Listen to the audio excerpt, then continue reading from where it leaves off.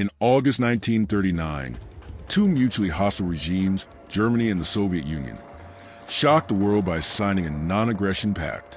What few knew was the existence of a secret protocol, a cynical agreement to partition Eastern Europe. This is the story of how strategic convenience triumphed over ideology, sealing the fate of nations and giving the green light for the start of the Second World War.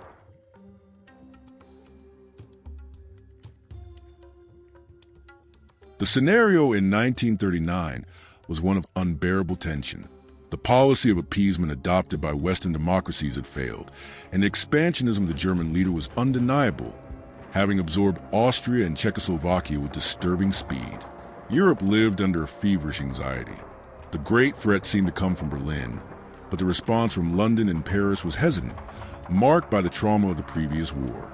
Poland, a recreated and historically vulnerable nation, was the immediate target and the predicted ignition point, while London and Paris, finally awakened to the imminent threat, desperately tried to stitch together a military alliance with Moscow. The Soviet leader, skeptical of the seriousness and efficacy of the West, pondered a colder, more direct alternative. He viewed war with Germany as inevitable, but his empire was not ready for it. The devastating purge that had decimated his own senior officer corps had left the vast Red Army in a state of vulnerability, desperately needing time for reorganization and rearmament. The Soviet leader wanted to postpone the confrontation to buy crucial years while watching the capitalist enemies and Germany exhaust each other in a mutual conflict.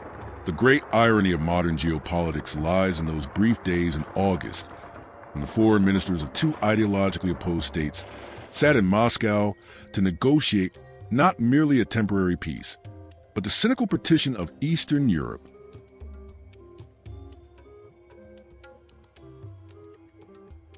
The talks in Moscow, which culminated in the agreement, were conducted amid a climate of intense dissimulation. Parallel negotiations between Soviet diplomats and Western delegations had been stalled for weeks.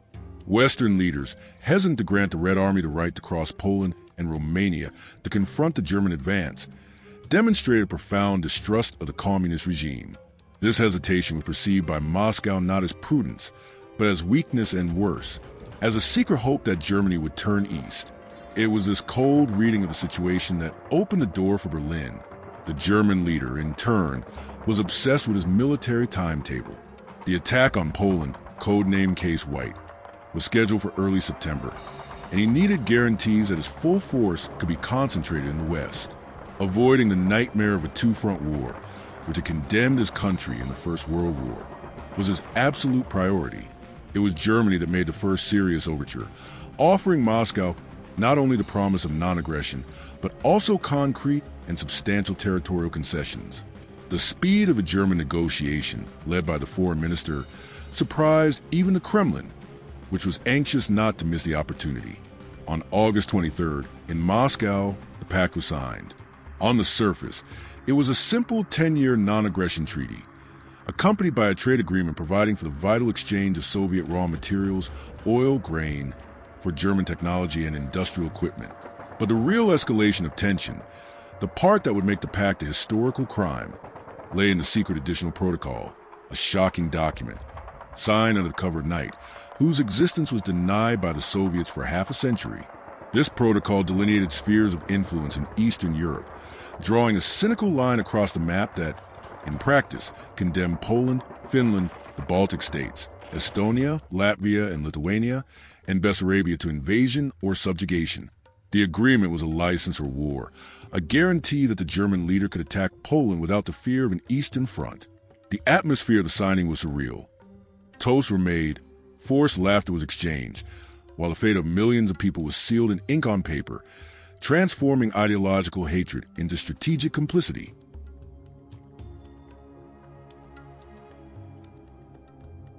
The definitive turning point came on September 1st, 1939. The roar of the artillery and the staccato of the blitzkrieg in Poland tore through the peace of Europe. The speed and brutality of the German attack were overwhelming. Great Britain and France, honoring their commitments, declared war, and the great conflict had begun.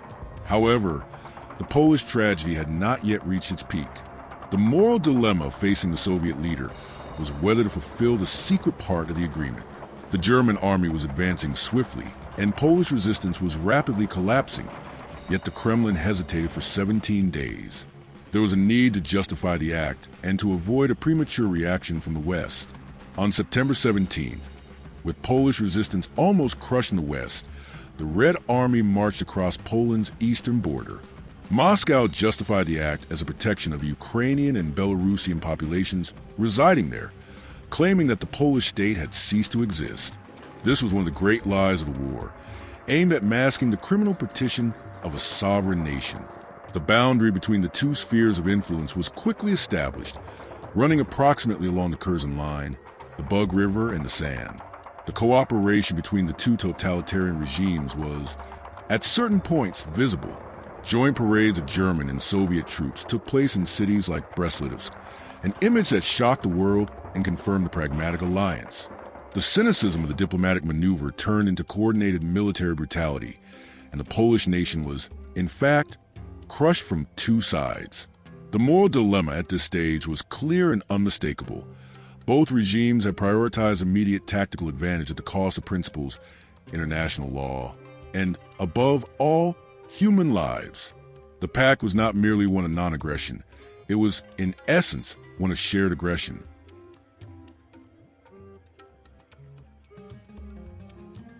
In Berlin, in the first hours after the invasion of Poland, the feeling among the high command was one of relief and surprise at the effectiveness of the negotiation. In an internal memorandum, the German high command officer recorded the following: "The August maneuver exceeded all expectations. The Russians swallowed the bait and accepted our terms. The curtain is now closed in the east. There will be no terrible dilemma of a two-front war. We can turn our full strength against the West." This excerpt reveals the cold strategic calculation behind the pact, the certainty that the temporary alliance with Moscow had provided the necessary eastern shield for the execution of the Western domination plan. It was not friendship. It was calculated convenience, a relief of worry that allowed the Wehrmacht to concentrate on the conquest of the West. The reaction in Western capitals was one of profound shock and disillusionment. The news that the two regimes presenting themselves as arch-enemies had divided the map of Europe into spheres of influence was a blow to public morale. The Western journalists covering the event from London wrote bitterly, "The ideological Iron Curtain has been torn not by missiles but by pens. What is revealed is a repulsive union of two tyrannies. Where is the honor? Where are the principles? Europe is being carved up by a map signed over a table, and the rest of the world watches, incredulous and disgusted." This lament captures the psychological impact of Moscow's betrayal, which exposed the bankruptcy of morality in international relations and questioned the West's ability to oppose barbarity. Regarding the economic cooperation agreements that accompanied the pact, Germany critically depended on the Soviet supply. The German trade expert, in a confidential report from March 1940, detailed the urgency. The volume of grain and, crucially, oil or delivered to us via the Trans-Siberian Railway is essential to maintain the pace of our offensive. The British blockade is being neutralized by the overland eastern route. The agreement with Moscow is not just political. It is our economic lung. We must ensure that the flow of material is not interrupted, as the continuation of the war in the West depends on it. This fragment demonstrates how fundamental Soviet material support was to sustain the blitzkrieg in Western Europe, and underscores the depth of the complicity. In Moscow, the official narrative was one of defensive triumph, but the truth in the corridors of power was more complex. A year after the pact, when Germany seemed victorious in the West, the Soviet diplomat, in a coded dispatch to his ambassador, expressed growing anxiety. The unexpected victory and the speed of the German advance in the West exceed our estimates. The buffer zone we created with the pact is rapidly becoming the direct border of a formidable empire. The time we bought may not be enough, and mutual distrust is poisoning all negotiations. Here, we perceive the mounting fear and the awareness that the pact, conceived to avoid war, was merely postponing it, allowing the threat to grow exponentially. For the Polish people, the horror of invasion was doubled by the despair of simultaneous occupation and repression in both zones. an exiled Pole who managed to flee to the west after the fall of Warsaw, reflected on his people's experience in a pamphlet distributed in Paris. "We were struck by two hammers. The fear of the German leader was immediate death. The fear of the Soviet regime was slow disappearance, exile to the endless silence of the East. There was no hope in the map that divided us. Poland was not just invaded. It was erased, with the cynical acquiescence of those who claimed to be its protectors. This testimony humanizes a secret protocol, transforming geopolitical lines into personal tragedies of repression and mass displacement. The impact extended to the Baltic states, which fell under the Soviet sphere. Estonia, Latvia, and Lithuania were forced to accept military bases, and in 1940 were brutally annexed. The Baltic victim, a young schoolteacher who managed to keep a secret diary, recorded the terror of the arrival. They arrived with a promise of protection, but they brought the night. Deportation lists appeared on the walls, and neighbors disappeared overnight, sent to the interior without trial or farewell. The land, which was ours, now belongs to silence. The German occupation would have been fire, but the Russian occupation is ice. Her account underlines the predatory nature of the pact, which was a prelude to the loss of sovereignty for entire nations, subjected to ruthless political and social repression.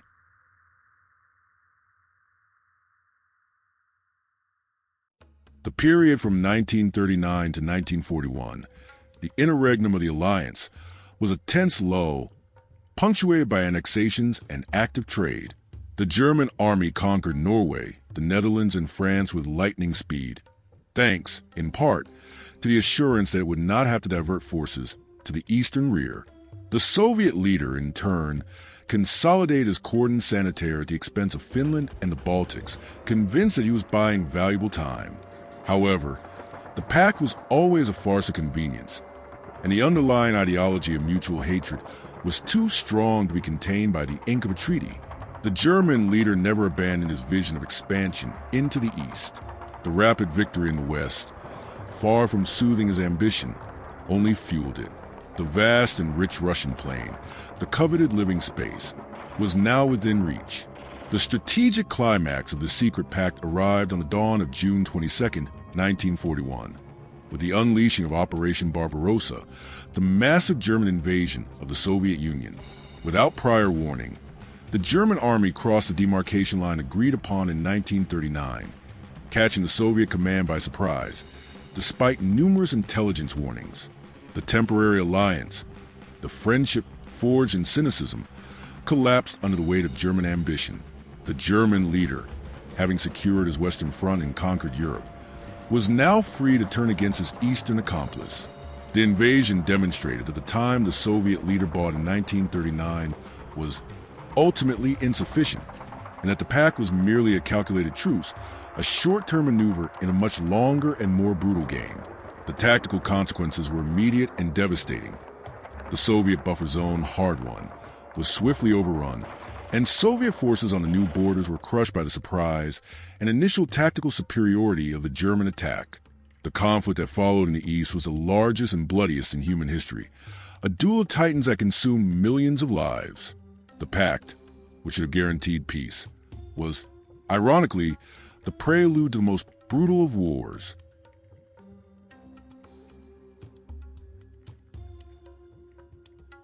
The legacy of the German-Soviet pact is, therefore, twofold. Tactically, it marked the beginning of the war and the brutal partition of Poland, facilitating the rapid German victory in Western Europe and allowing the Soviet leader to create a defensive zone that, although quickly lost, became the stage for the final confrontation. Morally, it represents the proof of political realism taken to its most amoral extreme, a moment when ideology was sacrificed at the altar of convenience and survival. The historical lesson here is inescapable. Alliances forged in cynicism and the sharing of third-party countries never produce lasting peace. They only postpone and intensify tragedy. The Pact of 1939 is a dark mirror, reflecting the invisible costs of power politics. It reminds us that war does not begin solely with the sound of explosions, but with the silence of decisions made in closed rooms, where a diplomat's pen can be as destructive as a soldier's bayonet. The human cost of war is always measured in lost lives and destroyed cities, but there's also a moral cost. The sacrifice of entire nations as bargaining chips, the destruction of trust, and the normalization of evil. The secret protocol, denied for decades, is a ghost that haunts the memory of Eastern Europe, a testament that even ideological archenemies can find common ground in ambition and cruelty. In the end, the pact sealed the temporary complicity of the two regimes, but it did not alter their essentially predatory nature. Their alliance, however brief, exposed to the world the relentless cruelty of totalitarian geopolitics. History teaches us that, even in the heat of an existential conflict, we must examine the most improbable alliances and the most secret treaties. Only by confronting the complete truth, however shocking it may be, can we begin to understand the depth and complexity of the tragedy that was the Second World War and the dark role that soulless pragmatism played in its genesis. The German-Soviet pact remains a painful reminder that the line between absolute enmity and tactical alliance is often thin, defined only by the convenience of power.